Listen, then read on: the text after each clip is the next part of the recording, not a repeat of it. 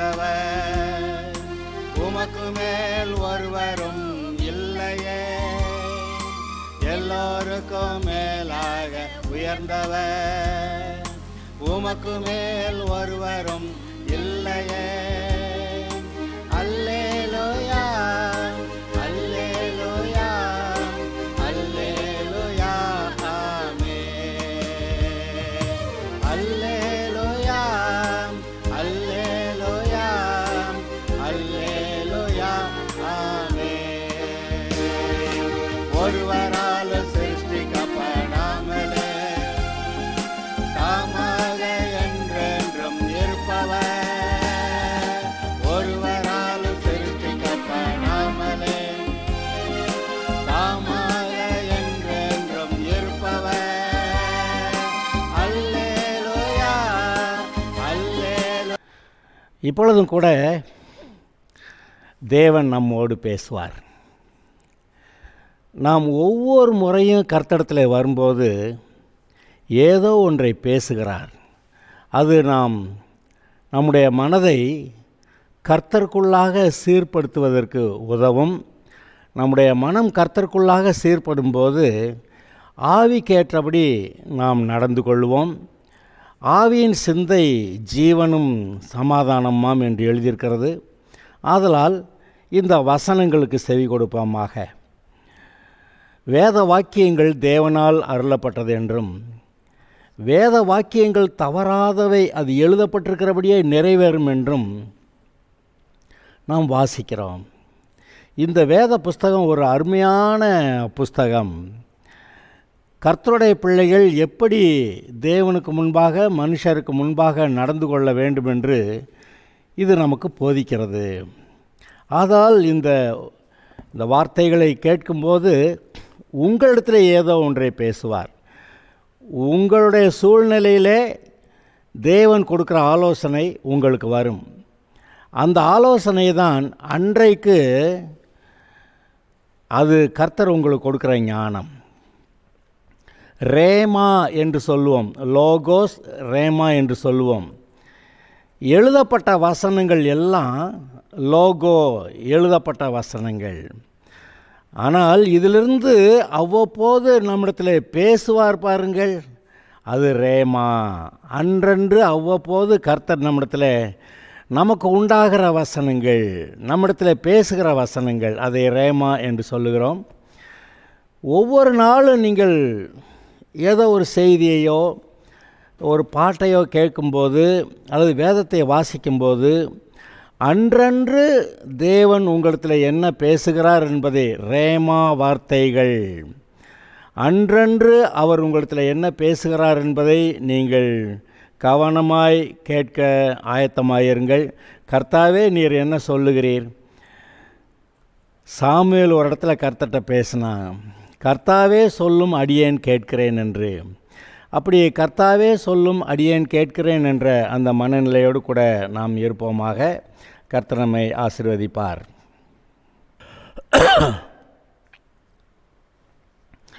இப்பொழுதும் கூட 2 ராஜாக்களின் புஸ்தகத்தில் முதல் அதிகாரத்தை கவனிப்போம். இந்த பகுதியில் தேவன் இப்போது உங்களிடத்தில் என்ன பேசுகிறார் என்பதை நீங்கள் சற்று கவனியுங்கள். நான் ஒரு பகுதியை வாசிக்கிறேன், பிறகு அதில் இருக்கக்கூடிய சில விவரங்களை பார்ப்போம்.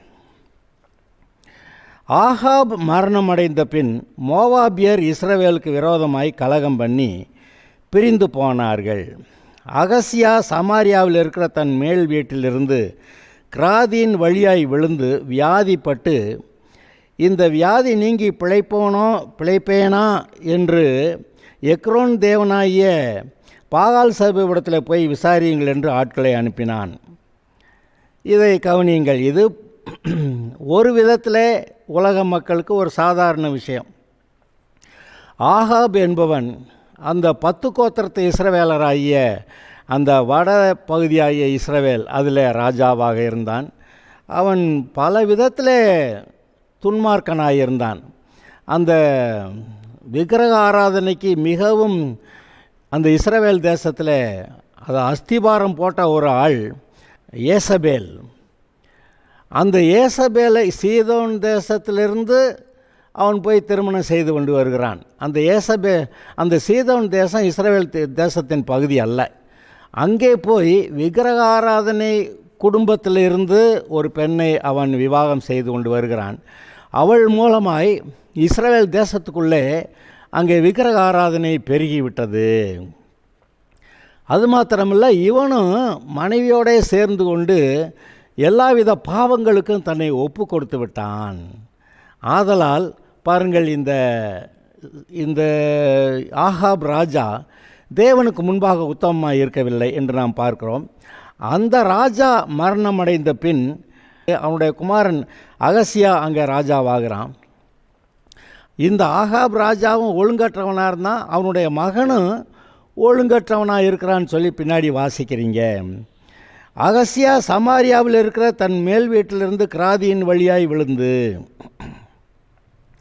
சமாரியாவின் தன் மேல் வீட்டில் இருக்கிற, சமாரியாவில் தான் அவங்க இருந்து ஆள்றாங்க, மேல் வீட்டிலிருந்து கிராதியின் வழியாய் விழுந்து வியாதிப்பட்டு, இந்த வியாதி நீங்கி பிழைப்பேனோ என்று எக்ரோனின் தேவனாகிய பாகால் சேபையிடத்தில் போய் விசாரியுங்கள் என்று ஆட்களை அனுப்பினான்.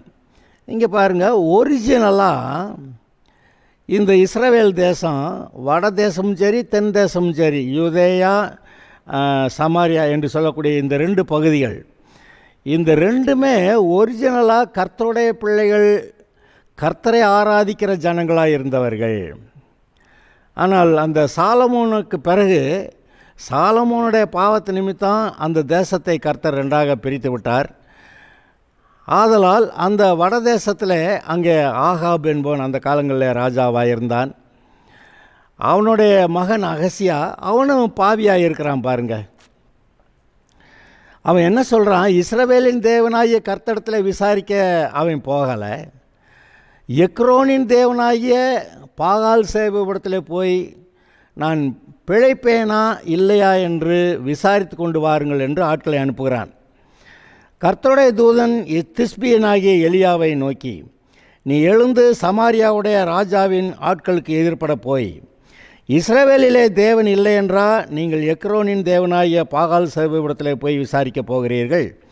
இதை நிமித்தம் நீ ஏறின கட்டிலிருந்து இறங்காமல் சாகவே சாவா என்று கர்த்தர் சொல்லுகிறார் என்றான் என்பதை நீ அவர்களோட சொல் என்றார். அப்படியே எலியா போய் சொன்னான். இந்த விஷயத்தை கவனியுங்கள். ஆகாப் துன்மார்க்கனாக இருந்து விக்கிரக ஆராதனைக்காரனாக இருந்து விக்கிரக ஆராதனை செய்கிற அந்த தேசத்து பெண் ஒன்றை கல்யாணம் செய்து கொண்டு இங்கே இஸ்ரவேல் தேசத்துலேயும் கூட விக்கிரக ஆராதனையை ரொம்ப பிரபலமாக்கிட்டான். பாவமும் பெருகி போய்விட்டது. பாகாலை ஆராதிக்கிற கூட்டம் பெருங்கூட்டம் வந்து விட்டது. ஆக பின்னாடி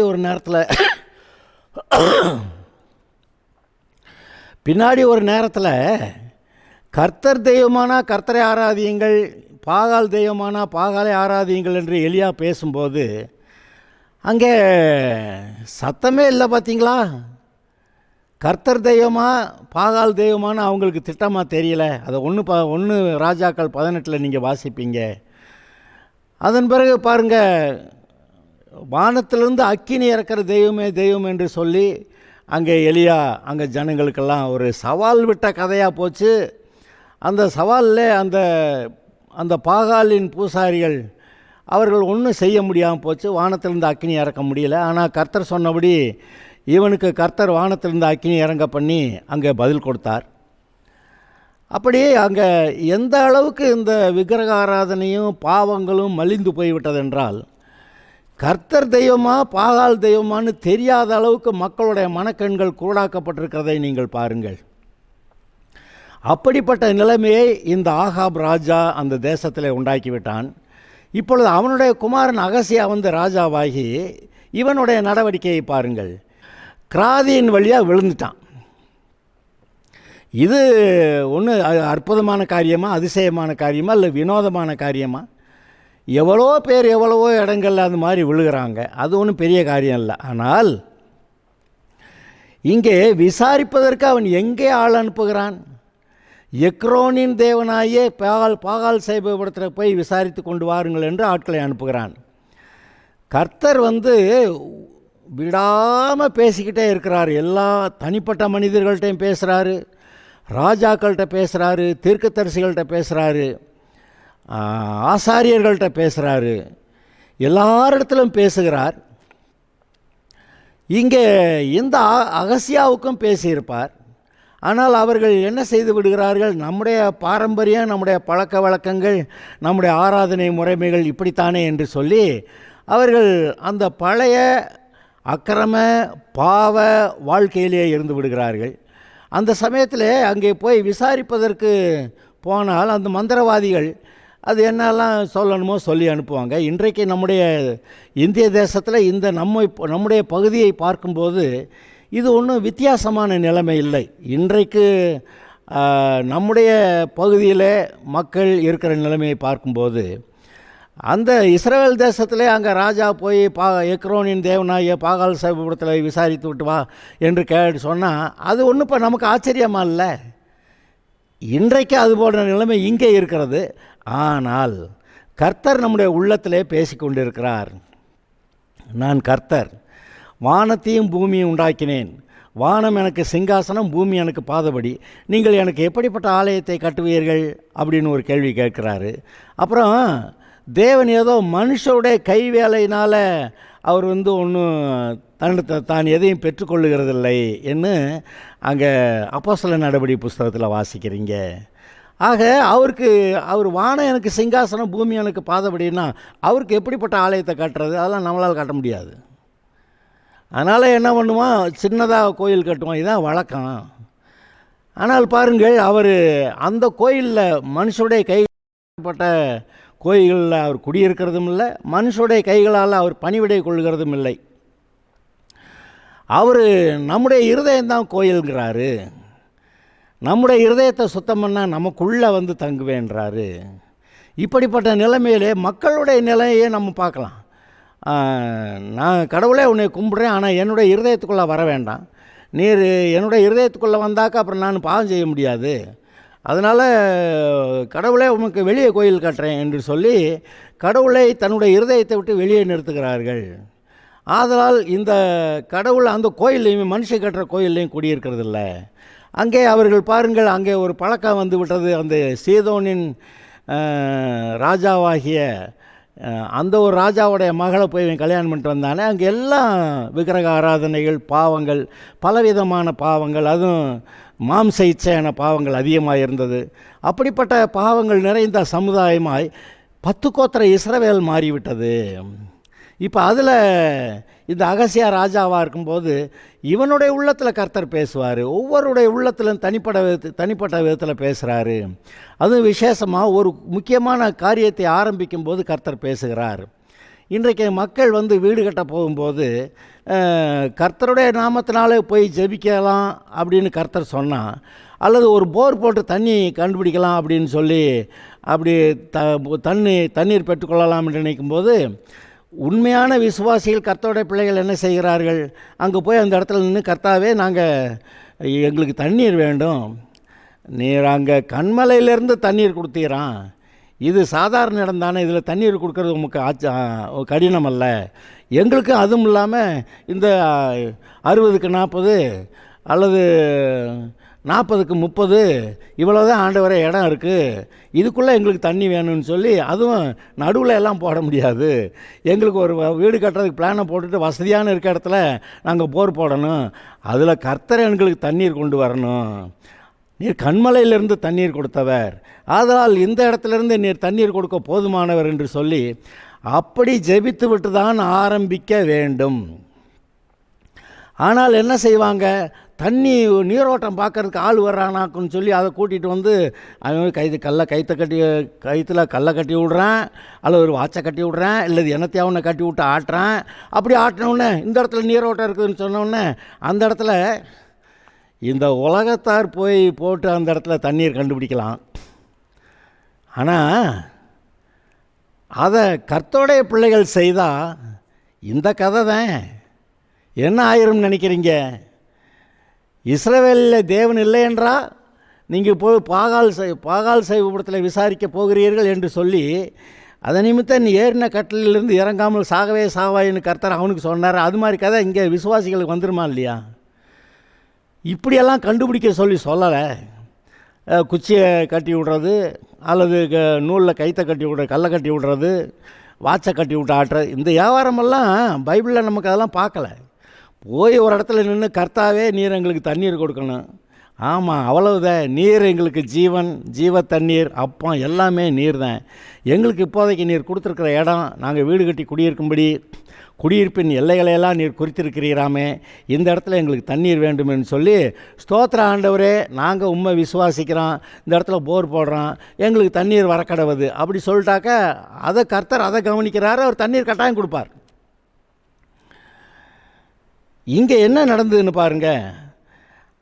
அகசியா சமாரியாவில் இருக்க தன் மேல் வீட்டிலிருந்து கிராதியின் வழியாய் விழுந்து வியாதிப்பட்டு இந்த வியாதி நீங்கி பிழைப்பேனா என்று சொல்லி எக்ரோனின் தேவனாகிய பாகால் சாஹிபிடத்தில், இஸ்ரவேலின் தேவனாகிய அல்ல, எக்ரோனின் தேவனாகிய பாகால் சாஹிபிடத்தில் போய் விசாரியுங்கள் என்று ஆட்களை அனுப்பினான்.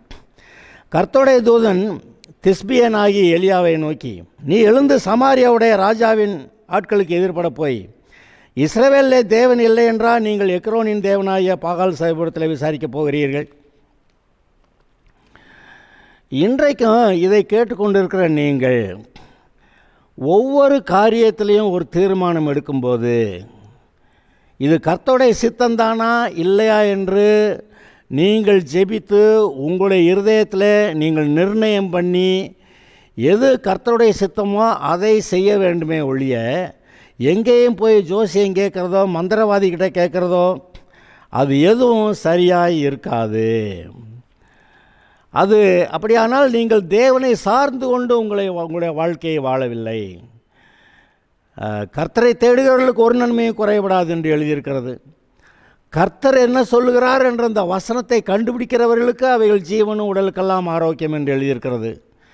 ஆதலால் இந்த விஷயத்திலே கர்த்தர் என்ன பேசுகிறார் என்று, இந்த இடம் வாங்கலாமா வேண்டாமா, இந்த வீடு வாங்கலாமா வேண்டாமா, இந்த வேலைக்கு போகலாமா போக வேண்டாமா, இந்த பொண்ணு மாப்பிள்ளை இது சரியா சரியில்லையா, எதுவாக இருந்தாலும் சரி, எல்லாவற்றிலும் கர்த்தருடைய ஆலோசனையை நாம் கேட்கிறது அவசியமாக இருக்கிறது. ஏனென்றால் மனுஷன் அப்பத்தினாலே மாத்திரமல்ல, தேவனுடைய வாயிலிருந்து புறப்படுகிற ஒவ்வொரு வார்த்தையினாலும் பிழைப்பான் என்று எழுதியிருக்கிறது. அப்படி இருக்கிறபடியால் தேவன் சாப்பாட்டுக்கு கூட என்னை கவனி என்று சொல்லுகிறாரே, அப்படியானால் மற்ற பெரிய காரியங்களுக்கு அவரை கவனிக்கிறது இல்லையா? நாம் அவரை கவனிப்போமாக, அவரிடத்தில் ஒப்புவிப்போமாக. கர்த்தாவே, போர் போடுறேன், நீர் கொடுப்பீர். அப்படியே தண்ணீர் இல்லாமல் போனால் கூட எனக்கு நீர் கொடுக்கல, அதனால அப்படியே விட்டுறேன். நீர் இந்த யோபு சொன்னானே, கர்த்தர் கொடுத்தார் கர்த்தர் எடுத்தார்னு, அப்படி நான் சமாதானமாக இருந்துருவேன் அப்படின்னு நீங்கள் சொல்ல முடியும். நீங்கள் அப்படி பேசுவீர்கள் என்றால் கர்த்தர் உங்களை கவனிக்கிறார், உங்களுடைய இருதயத்தை கவனிக்கிறார். அவர் யோபுவை எப்படி ஆசீர்வதித்தாரோ அதை விட பல மடங்காகவும் உங்களை ஆசீர்வதிக்கக்கூடும். கர்த்தர் நல்லவர், உங்களுடைய இருதயத்தை கவனிக்கிறார். நீங்கள் என்ன சிந்திக்கிறீர்கள், எதில் விருப்பமாக இருக்கிறீர்கள் என்றெல்லாம் அவர் கவனிக்கிறார். உங்களுடைய இருதயம் கர்த்தர் மேல் பற்றுதலாக இருக்கும்போது கர்த்தரை தேடுகளுக்கு ஒரு நன்மையும் குறைபடாது. ஒருவேளை இந்த இடத்துல கிடைக்கலன்னா வேற ஒரு இடத்துல கர்த்தர் இதோட பெரிய பல மடங்காக ஆசீர்வாதங்களை கட்டளையிடுவார். நீங்கள் கடைசி வரைக்கும் நீங்கள் கர்த்தர்ட்ட உத்தம இருதயத்தோடு இருந்தீர்கள் என்ற எண்ணம் உங்களுக்கு இருக்கும். யோபு சொல்லுகிறான், என்னுடைய நீதியை கெட்டியாய் பிடித்திருக்கிறேன், அதை நான் விட்டு விடுவதில்லை, அதனால் என்னுடைய இருதயம் என்னை நிந்திக்காது அப்படின்னு அவன் சொல்கிறான். ஆக எல்லா இடத்துலையும் நாம் சிறிய காரியமோ பெரிய காரியமோ கர்த்தருக்கு நம்மை அர்ப்பணித்து வாழுவோமாக. விசாரிக்கிறதுக்கு எங்கே போகிறது? கர்த்தரிடத்தில். அப்படி கர்த்தரிடத்தில் விசாரித்ததாக பைபிளில் ஏதாவது ஒரு எடுத்துக்காட்டு நீங்கள் பார்த்துருக்கீங்களா? ஆதியாகமம் 25வது அதிகாரத்தில் நான் வாசிக்கிறேன். 21வது வசனம் முதல். மலடியாக இருந்த தன் மனைவிக்காக ஈசாக்கு கர்த்தரை நோக்கி வேண்டுதல் செய்தான். மனைவியாயிருந்த மலடியாயிருந்த தன் மனைவிக்காக ஈசாக்கு கர்த்தரை நோக்கி வேண்டுதல் செய்தான். ரொம்ப சரியாக செஞ்சுருக்கான்.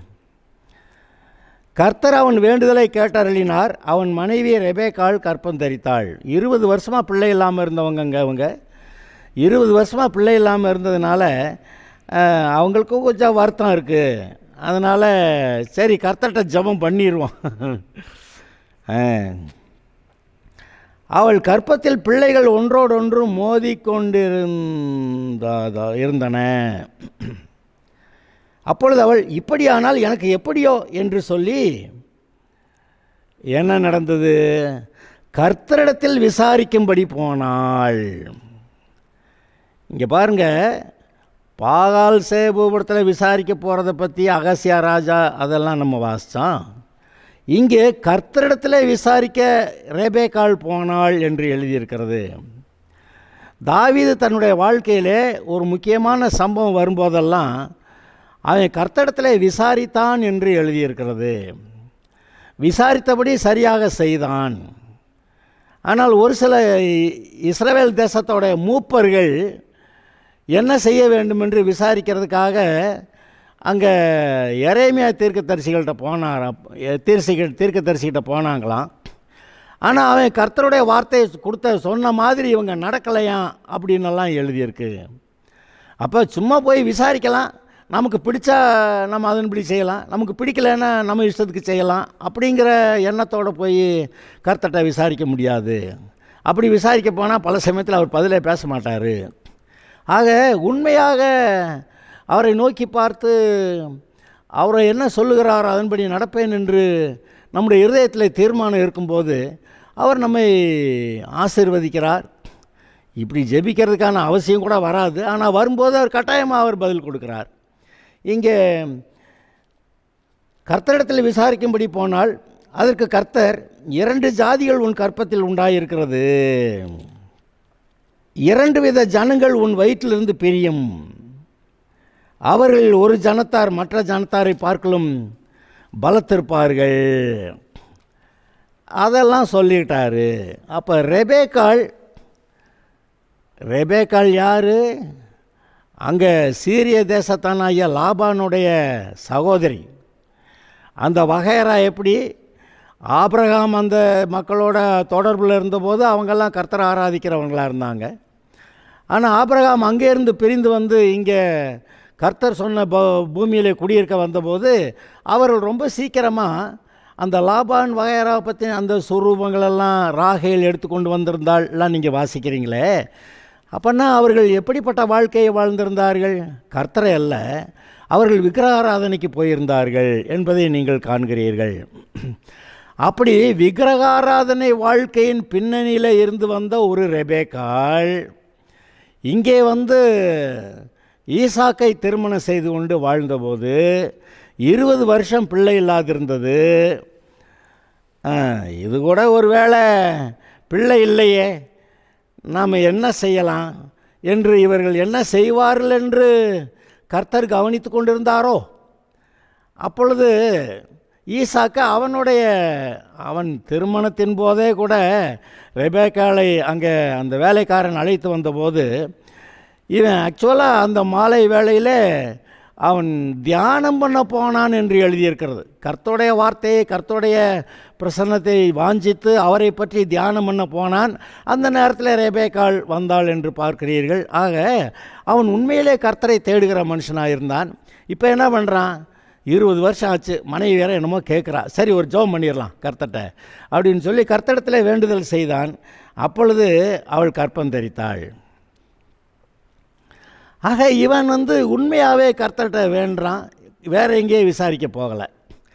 அவனுடைய மனைவியும் கூட ரெபேக்காள் விக்கிரகாராதனை பின்னணியிலிருந்து வந்த ஒரு பெண், 2 பிள்ளை இருக்க மாதிரி இருக்கே, இது என்ன ஆகுமோ என்று சொல்லி விசாரிக்க கர்த்தரிடத்திலே போகிறாள். அப்போ அவள் தன்னுடைய தகப்பன் வீட்டாராகிய அந்த மக்களுடைய ஆராதனை முறைமைப்படி அல்ல, இங்கே கர்த்தருடைய மனுஷன்ட்ட வந்து கர்த்தருடைய ஆராதனை காரியங்களில், அதாவது ரூத் எப்படி நவோமியோட சேர்ந்து கொண்டு, எப்படி ரூத் வந்து மோவாபிய பெண் இஸ்ரவேலின் பெண்ணாகிய நவோமியை பற்றி கொண்டு தன்னுடைய மாமியார் மேல் பிரியமாக இருந்தாள். அது மட்டும் நான் நினைக்கிறீங்க, இந்த நவோமி அவ்வளவு நெருக்கங்கள் மத்தியிலும் கர்த்தர் எப்படிப்பட்டவர் என்று தன் வீட்டார் எல்லாருக்கும் சொல்லி இருந்திருக்கிறாள். இந்த ரூத்தானவள் கர்த்தரை பற்றி கொண்டாள். என்ன சொல்லிட்டா? உன்னுடைய ஜனம் என்னுடைய ஜனம், உன்னுடைய தேவன் என்னுடைய தேவன், நீர் மறிக்க இடத்துல நானும் மறித்து அடக்கம் பண்ணப்படுவேன் அப்படி இல்லைன்னா கர்த்தர் அதெல்லாம் விசாரிப்பாராக. அவ்வளவு சொல்லிட்டா. அப்போ இந்த ஆட்களோட இருதயம் பாருங்கள். இந்த ரெபேக்காலும் அங்கே இந்த விக்கிரகாராதனை பின்னணியிலிருந்து வரக்கூடிய ஒரு பெண். ஆனால் இது கர்த்தருக்கு சித்தம் என்று அவளுக்கு தெரிகிறது. இங்கே வந்த பிறகு கர்த்தர் தான் தெய்வம் என்று தெரிகிறது. தன்னுடைய புருஷன் ஈசாக்கு அவனுடைய வாழ்க்கை கர்த்தருக்குள் செவ்வையாக இருக்கிறது என்று கண்டு அவளுக்கு பிரியமாக இருந்திருக்கிறாள். நீங்கள் மற்ற எல்லா கர்த்தருடைய ஊழியக்காரர்கள் மனிதர்கள் எல்லாம் நீங்கள் பார்க்கும்போது இந்த ஈசாக்கு தன்னுடைய குடும்ப வாழ்க்கை தேவனுக்கு முன்பாக செவ்வையாய் பரிசுத்தமாய் நடத்தியிருக்கிறான் என்று நீங்கள் வாசிக்கலாம். அவன் ஏதோ ஒரு நேரம் தனக்கு பலவீனமான நேரத்தில் சாராயத்தை குடித்தான், அப்படி இல்லை. தனக்கு பலவீனமான நேரத்தில் விக்கிரக ஆராதனைக்கு போனான், இல்லை மற்ற எல்லாரும் சேர்ந்து கூப்பிட்டாங்க போனான், அப்படியெல்லாம் இல்லை. அவன் கர்த்தருக்கு பரிசுத்தமாய் வாழ்ந்திருந்தான் என்று நீங்கள் பார்க்கிறீர்கள். அவன் வேண்டுதல் செய்தான். அங்கே அவள் கற்பந்தரித்தாள். 2 பிள்ளையா இருக்கே, என்ன நடக்குமோன்னு போய் அவள் கர்த்தரிடத்தில் விசாரிக்க போகிறாள். அந்த ரெபேக்காளோட இருதயத்தை பற்றி தான் நான் பேசி கொண்டிருக்கிறேன். இன்றைக்கும் கூட அநேகர் நீங்கள் கர்த்தருடைய பின்னணியில் இல்லாமல் வேறொரு பின்னணியிலிருந்து வந்தவர்கள் இருக்கலாம். ஆனால் நம்முடைய இருதயம் எங்கே இருக்கிறது? நம்முடைய இருதயம் கர்த்தரிடத்தில் இருக்கிறதா? ஆமாம், அவரை நோக்கி பார்த்து பிரகாசம் அடைவீர்கள், அப்படி தானே வசனம் சொல்லுது. தேவனுடைய பிள்ளைகள் நீதிமான்கள் நடுப்பகல் வரைக்கும் அதிகமாய் பிரகாசிக்கிற சூரிய பிரகாசம் போல இருப்பார்கள். கர்த்தரை தேடுகிறவர்களுக்கு ஒரு நன்மையும் குறைபடாது, அப்படி தான் எழுதியிருக்கு. ஆக இங்கே இதையெல்லாம் பார்க்கும்போது ரொம்ப ஆச்சரியமாக இருக்கிறது. அந்த ரெபேக்காள் உண்மையாக கர்த்தரை பற்றி கொண்டு கர்த்தரை நேசித்தாள், கர்த்தரிடத்திலே விசாரிக்க போனாள். சரி, இங்கே நம்ம வரலாம். இந்த ஆகாபுடைய குமாரனாகி அகசியா இவன் ராஜாவானா? சரி, தவறி தான் போய் கிராதின் வழியாக விழுந்து அவன் காயமாயிட்டான். அவன் பிழைக்குவானா இல்லைங்கிற சந்தேகம் வந்துருச்சு. அந்த சமயத்தில் யாரை தெரிந்து கொள்கிறான் என்கிறது ரொம்ப முக்கியமான விஷயமா இருக்குது, பார்த்தீங்களா? அவன் என்ன பண்ணிட்டான்? சரி, விசாரிக்கலாம், எக்ரோனின் தேவனாயா பாகால் சேபுரத்தில் போய் விசாரிக்கலாம். அது எவ்வளவு தப்பாக போச்சு. கர்த்தர், இது என்னுடைய தேசம், ஏன் ஜனங்கள் குடியிருக்கிற தேசம். உங்கள் அப்பா இந்த மாதிரி எல்லா ஜனங்களையும் விக்கிரக ஆராதனைக்குள்ளே கொண்டு நடத்தி விட்டான், அவ்வளோ பேரையும் பாவி ஆக்கி விட்டான். இப்போ நான் உன்னே ராஜாவாக்கியிருக்கேன், இப்போ நான் உன்கிட்ட பேசுகிறேன், நீ என்னுடைய வழியில் ஒழுங்காக நடக்கணும் அப்படின்னு சொன்னால், இவனு அதெல்லாம் இல்லாமல் தன்னுடைய தகப்பன் வழியிலே பாவத்திலேயே போய் கொண்டிருந்தான். கிராதி வழியாக விழுந்தான். இப்போ விசாரிக்கிறதுக்கு நமது பகுதிகளில் மக்கள் விசாரிக்கிறது போல் ஜோசியக்காரனத்தில் மந்திரவாதிக்கிட்ட என்னெல்லாமோ போய் கேட்குறது போல் இவனும் போய் கேட்க போனான். கர்த்தர் பார்த்தாரு, என் ஜனங்களை ஆளும்படி நான் வச்ச ஆள், நீ என்கிட்ட விசாரிக்காமல் இஸ்ரவேலின் தேவனாய கர்த்தர் இல்லை, இஸ்ரவேலில் தேவன் இல்லை என்றா நீ போய் அங்கே விசாரிக்க ஆள் அனுப்புகிற அப்படின்னு சொல்லி என்ன சொல்லிட்டாராம்? இதை நிமித்தம் நீ ஏறின கட்டிலிருந்து இறங்காமல் சாகவே சாவாய் என்று கர்த்தர் சொல்லுகிறார் என்று நீ அவர்களோட சொல் என்றார். அப்படி போய் சொல்லிட்டான். என்ன நடந்தது? அப்படியே செத்துட்டாமே. இந்த விசாரிக்க போகிற விஷயங்கள்லாம் ரொம்ப சரியாக இருக்க வேண்டிய விஷயம். சவுல் ராஜா 40 வருஷம் அவன் ராஜாவாக இருந்தான். 40 வருஷம் ராஜாவாக இருந்துட்டு 40 வருஷமும் அவன் கர்த்தருடைய மனுஷனாக இருந்தான்னு நம்ம சொல்லலாம். ஆனால் ஆங்காங்கே தேவனுடைய மனுஷனாகிய அந்த தாவீதுக்கு விரோதமாக கிரியை செய்து கடைசியில் யுத்தம் வந்தபோது பிழைப்பனா இல்லையான்னு விசாரிக்கிறதுக்கு அஞ்சனம் பார்க்குற ஒரு ஸ்திரியை தேடுங்கள்னு சொல்லி அந்த அஞ்சனம் பார்க்குற ஸ்திரிக்கிட்ட போய் விசாரிக்க போய் அங்கே அந்த அஞ்சனம் பார்க்கும்போதே அவனுக்கு ஏதோ ஒரு விதத்தில் ஒரு செய்தி வந்து விட்டது, நாளைக்கு நீ மரித்து போவாய் என்று. ஆக அடுத்த நாள் அந்த சவுல் ராஜா மரித்து போகிறான்.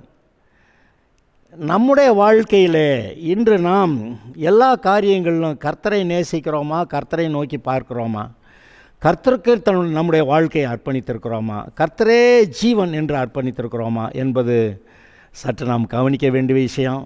கவனியுங்கள், எல்லாவற்றிலும் உண்மையாக இருப்போமாக. அவர் நம்மை நடத்த ஆசீர்வதிக்க வல்லவர். இயேசு போதுமே என்ற பாடலை ஞாபகப்படுத்தி கொண்டு கர்த்தருக்குள் நம்மை அர்ப்பணிப்போம். கர்த்தர் நம்மை ஆசீர்வதிப்பார்.